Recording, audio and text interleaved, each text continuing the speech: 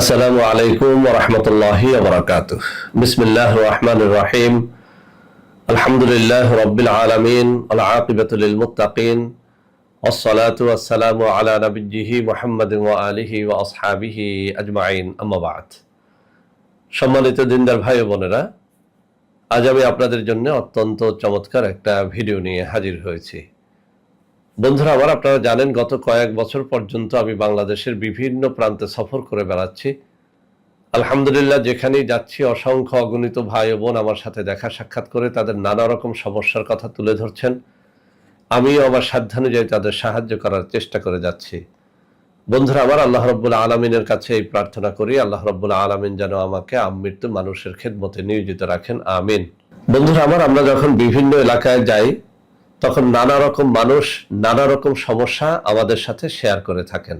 ইদানিং অনেক বোনেরা তাদের স্বামীদেরকে বশীভূত করার জন্য পবিত্র কোরআনুল কারীম থেকে কোনো সহি আমল থাকলে দিতে বলেছেন। তদ্রূপ অনেক ভাইয়েরাও বলেছেন যে স্যার, স্ত্রীকে কিভাবে বাধ্যগত করব, আসলেই বাধ্যগত হচ্ছে না, সেজন্য কোনো সহি আমল যদি থাকে মেহেরবানি করে শেয়ার করবেন। এক কথায় আমার বোনেরাও যেভাবে বশীকরণের তাবিজ তদবির চাচ্ছেন, অনেক ভাইয়েরাও কিন্তু তাদের স্ত্রীকে বশীকরণের জন্য তাবিজ তদবির চাচ্ছেন। মূলত আমি কোনো ভাইয়েরও দোষ বলবো না, বোনেরও দোষ বলবো না। আমাদের দেশে এরকম অনেক স্বামী রয়েছে, তাদের স্ত্রীর সাথে অত্যন্ত মিল মোহাব্বতের সম্পর্ক। অনেক বোনেরা রয়েছে, তাদের স্বামীদের সাথেও অত্যন্ত মহাব্বতের সম্পর্ক। কিন্তু এর মধ্যেও কিছু খারাপ মানুষ তো আছে। এরকম অনেক ভাইদের কথা আমরা শুনি, স্ত্রীর উপরে এমন কোনো অত্যাচার নাই যা করেন না। টাকার জন্য, পয়সার জন্য, যৌতুকের জন্য কথায় কথায় স্ত্রীর গায়ে হাত তোলেন। আবার আমার কাছে এমন রিপোর্টও আছে যে অনেক বউয়েরা, অর্থাৎ আমার ভাবিরা অনেকেই এরকম আছেন যে স্বামীকে মূল্যায়ন করেন না। স্বামী বিদেশ থাকে, আপনি পরকীয়া করে বেড়াচ্ছেন, দেবরের সাথে সম্পর্ক রাখছেন, পাড়ার ভাইদের সাথে সম্পর্ক রাখছেন, এমন ঘটনাও কিন্তু আমরা অনেকেই শুনি।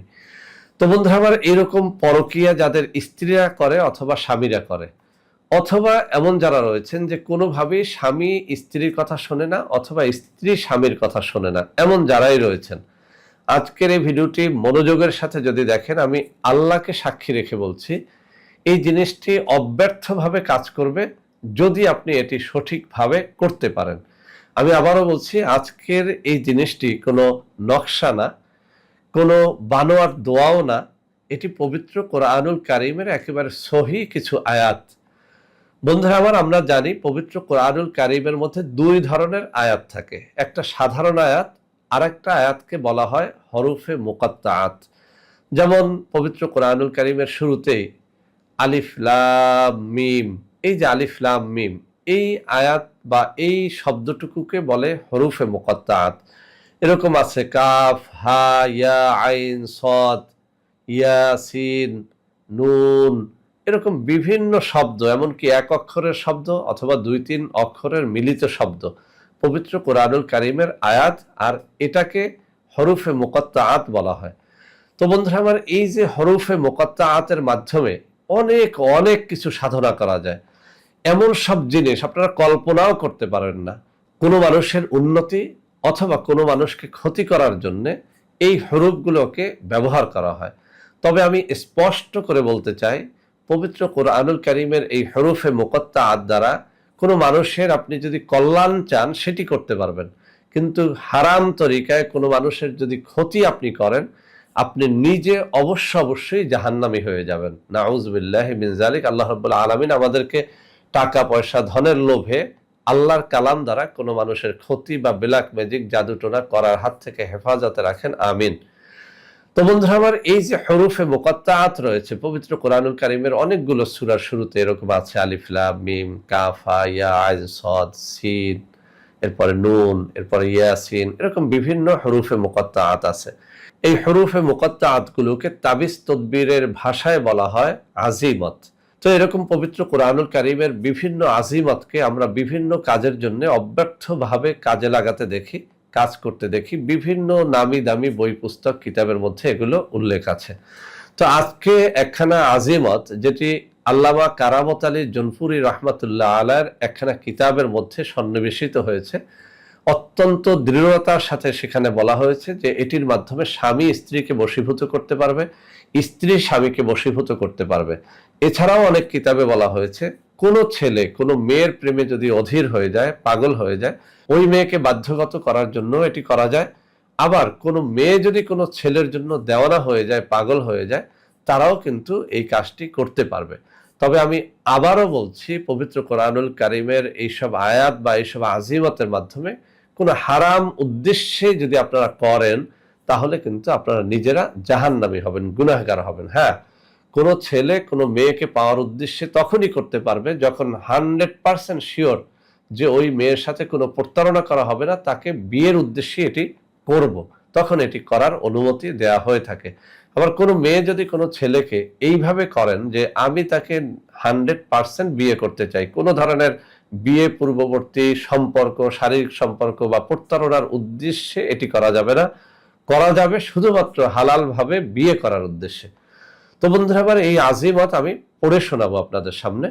আপনাদেরকে আমি বলবো এই আজিমত এখানে উচ্চারণ সহ দিয়ে দেব, কিন্তু বাংলা উচ্চারণ দেখে আপনারা কেউ মুখস্থ করার চেষ্টা করবেন না। আমি তেলাওয়াত করে শোনাবো, এই তেলাওয়াতটুকু শুনে শুনে আপনারা যেন মুখস্থ করে নেন। এর কারণ হচ্ছে আসলে আরবি বা পবিত্র কোরআনুল কারীমের আয়াত এটিকে বাংলায় সুন্দরভাবে উচ্চারণ করে লেখা যায় না। সঠিক উচ্চারণটা বুঝতে হলে কানে শুনতে হবে, শুনে শুনে মুখস্থ করতে হবে, এরপরে নিয়ম অনুযায়ী সেটি আপনাদেরকে করতে হবে। যদি নিয়ম অনুযায়ী করতে পারেন, ইনশাআল্লাহ কাজ হবে। আরেকটা কথা আপনাদেরকে পড়ে শোনানোর আগেই বলে দিচ্ছি, পবিত্র কোরআনুল কারীমের আজিমত বা কোনো আয়াত দ্বারা আপনি যদি কোনো উদ্দেশ্য হাসিল করতে চান, অবশ্যই আপনি 5 ওয়াক্ত নামাজি হবেন, অবশ্যই আপনি পরহেজগার হবেন। সবথেকে বেটার রেজাল্ট পাওয়ার জন্য এই আজিমতগুলো যদি ভোর রাত্রে তেলাওয়াত করেন অথবা জুমার দিনে তেলাওয়াত করেন, বেশি ফল পাবেন। আর অজু গোসল করে পবিত্র হয়ে তারপর যেন করেন। বিড়ি সিগারেট খাওয়ার অভ্যাস থাকলে সেটা ত্যাগ করবেন, কোনো মাদক গ্রহণের অভ্যাস থাকলে সেটা ত্যাগ করবেন। অর্থাৎ পবিত্র দেহে, পবিত্র মনে, পবিত্র মুখে এই তেলাওয়াতগুলো করে তারপরে যেন এই সাধনায় লিপ্ত হন। ইনশাআল্লাহ ইনশাআল্লাহ এর মাধ্যমে আপনারা আপনাদের কাম্য আশা পূরণ করতে পারবেন, যাকে ইচ্ছা তাকে বশীভূত করতে পারবেন। তো বন্ধুরা আমার, আমি এখন তেলাওয়াতটুকু করব, আপনারা মনোযোগের সাথে শুনবেন। আমি 2-3 বার তেলাওয়াতের চেষ্টা করব, মনোযোগ দিয়ে শুনে শুনে বারবার প্লে করে এই অংশটুকু শুনে শুনে তারপর মুখস্থ করবেন। তেলাওয়াত শেষে আমি এর নিয়মটাও আপনাদেরকে বলে দেব। বিসমিল্লাহির রহমানির রহিম। কাফ হা ইয়া আইন সাদ হামিম আইন সিন কফ ইয়াসিন ওয়াল কুরআনিল হাকিম নুন ওয়াল কলামি ওয়া মা ইয়াসতুরুন ইয়াকা না'বুদু ওয়া ইয়াকা নাস্তাঈন وصلى الله على خير خلقه محمد وآله وأصحابه أجمعين. بسم الله الرحمن الرحيم. كاف ها يا عين صاد حاميم عين سين قاف ياسين والقرآن الحكيم نون القلم وما يسترون إياك نعبد وإياك نستعين وصلى الله على خير خلقه محمد وآله وأصحابه أجمعين. بسم الله الرحمن الرحيم. كاف ها يا عين صاد حاميم عين سين قاف ياسين والقرآن الحكيم نون والقلم وما يسترون إياك نعبد وإياك نستعين وصلى الله على خير خلقه محمد وآله وأصحابه أجمعين. বন্ধুরা আমার, আপনারা এবার নিয়মটা লক্ষ্য করে শুনুন। বন্ধুরা আমার, এই যে আজিমতখানা আমি তেলাওয়াত করলাম, 41টা গোলমরিচ একটা পাত্রের মধ্যে নিয়ে নেবেন। গোলমরিচ অনেকে চিনতে পারেন, অনেকে চিনতে নাও পারেন, আমি এখানে ছবি দিয়ে দেব। তো এই 41টা গোলমরিচ আপনি একটা পিচের মধ্যে বা একটা কাপের মধ্যে নিয়ে নেবেন অথবা একটা বোতলের মধ্যে ভরে নেবেন। এই 41টা গোলমরিচের উপরে প্রতিবার বিসমিল্লাহ সহ একেবারে শেষের দুরূদ শরীফ পর্যন্ত 41 বার পরে 41টা ফু দেবেন। আমি আবারও বলছি, 41টা গোলমরিচ কোনো একটা পাত্রে নিয়ে নেবেন, বিসমিল্লাহর সাথে দোয়াটা প্রতিবার পরে প্রতিবার একটা করে ফু দিবেন। যখন আপনার 41 বার পড়া হয়ে যাবে, সবশেষে আপনি যাকে বশীভূত করতে চান, আপনি বাংলায় বলেন আর আরবিতে বলেন, এই কথাগুলো বলবেন যে আল্লাহ অমুকের ছেলে অমুককে আমার বাধ্যগত করে দাও, অথবা অমুকের মেয়ে অমুককে আমার বাধ্যগত করে দাও, বাংলায় বললেই চলবে। এই কথাটুকু বলা শেষে এই যে গোলমরিচগুলো একটা একটা করে আগুনের মধ্যে নিক্ষেপ করবেন, জ্বলন্ত, একেবারে প্রচন্ড জ্বলন্ত আগুনের মধ্যে এটা নিক্ষেপ করবেন। এমন ভাবে নিক্ষেপ করবেন যেন প্রত্যেকটা গোলমরিচ নিক্ষেপের সাথে সাথে পুরে ছাই হয়ে যায়।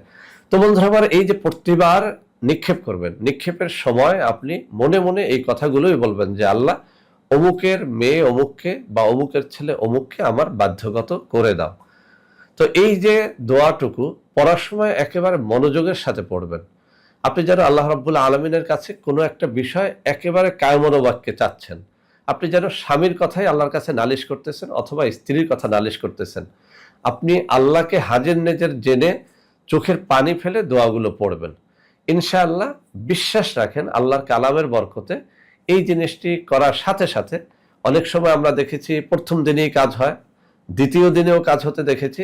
এভাবে 7 দিন পর্যন্ত করতে পারেন, 14 দিন পর্যন্ত করতে পারেন, 21 দিন পর্যন্ত করতে পারেন, একেবারে না হলে 41 দিন পর্যন্ত এটি করা যেতে পারে। তবে এখানে একটা সতর্ক বার্তা কিতাবের মধ্যে উল্লেখ করে দেওয়া হয়েছে, বলা হয়েছে যে যদি কোনো ব্যক্তির স্বামী বা স্ত্রী 7 দিনেই বশীভূত হয়ে যায়, সে যেন 14 দিন না করে, বা 14 দিনে বশীভূত হয়ে গেলে 21 দিন যেন সে না করে, 21 দিনে বশীভূত হয়ে গেলে 41 দিন যেন সে না করে। তাহলে অনেক সময় আমরা দেখতে পাই যে যাকে বশীভূত করা হয়েছে সে এমন বশীভূত হয়ে যায় যে একেবারে হাবাগোবা হয়ে যায়। তো আমরা কেউই চাই না যে আমার স্ত্রী অথবা স্বামী অথবা আমি যাকে বাধ্যগত করতে চাই সে একেবারে নির্বোধ হাবাগোবার মতো আমার অনুসরণ করুক, তার কোনো বুদ্ধিজ্ঞান না থাকুক, এটা আমরা কেউই চাই না বা চাইবো না। অতএব খুব সাবধানতার সাথে করবেন, বেশি খেতে গিয়ে আপনার জিহ্বা যেন পুড়ে না যায়, এই জিনিসটি লক্ষ্য রাখবেন। তো বন্ধুরা আমার, যেভাবে শিখিয়েছি বিভিন্ন কিতাবে একটুখানি পার্থক্য করে অনেকগুলো আমল বিভিন্ন কিতাবে আমরা দেখেছি, তারপরেও যে কিতাব থেকে আমি সব থেকে বেশি ফায়দা পেয়েছি, আল্লামা কারামত আলী জোনপুরি রহমতুল্লাহ আলার একখানা কিতাব থেকে আমি এটি সংগ্রহ করে যাদেরকে শিখিয়েছি সবাই বলেছেন আলহামদুলিল্লাহ ফায়দা হয়েছে। তো আপনারাও এটি যেভাবে বলেছি সেভাবে যদি করেন, ইনশাআল্লাহ আপনারাও ফায়দা পাবেন। আমি স্ক্রিনে আজিমতটুকু তুলে দিব যাতে করে আপনারা সবাই মুখস্থ করে নিতে পারেন। আবারও বলছি, শুনে শুনে মুখস্থ করার চেষ্টা করবেন। তো বন্ধুরা আমার, এই আজিমত ছাড়াও আমাদের কাছে স্বামী স্ত্রী বশীভূত করণ ছাড়াও নানা রকমের তাবিজ কবজ এবং অর্গানিক অনেক ঔষধপত্র আমাদের কাছে রয়েছে। যাদের এগুলো দরকার হবে আমি স্ক্রিনে যে নম্বর দিয়ে দেব ওই নম্বরে সরাসরি ভিডিও কলে আমার সাথে কথাবার্তা বলে তারপরে যেগুলো গ্রহণ করবেন। তো সবাই ভালো থাকবেন। আল্লাহ হাফেজ। আসসালামু আলাইকুম ওয়া রাহমাতুল্লাহি ওয়া বারাকাতুহু। বন্ধুরা আমার, আপনাদের মধ্যে অনেকেই আমাদের প্রোডাক্ট ক্রয় করতে গিয়ে প্রতারিত হচ্ছেন। সেজন্য এখন কিছু নম্বর আমি মুখে পড়ে শোনাবো। এই সব নম্বরে প্রোডাক্ট অর্ডার করলে আপনারা ইনশাআল্লাহ প্রতারিত হবেন না। 01335096001, 01335096002, 01335096003, 01335096004, 01335096005, 01335096006। এছাড়াও বন্ধুরা আমাদের একটা হটলাইন নম্বর রয়েছে, এই নম্বরটি 24 ঘন্টা আপনারা খোলা পাবেন, 09647450450।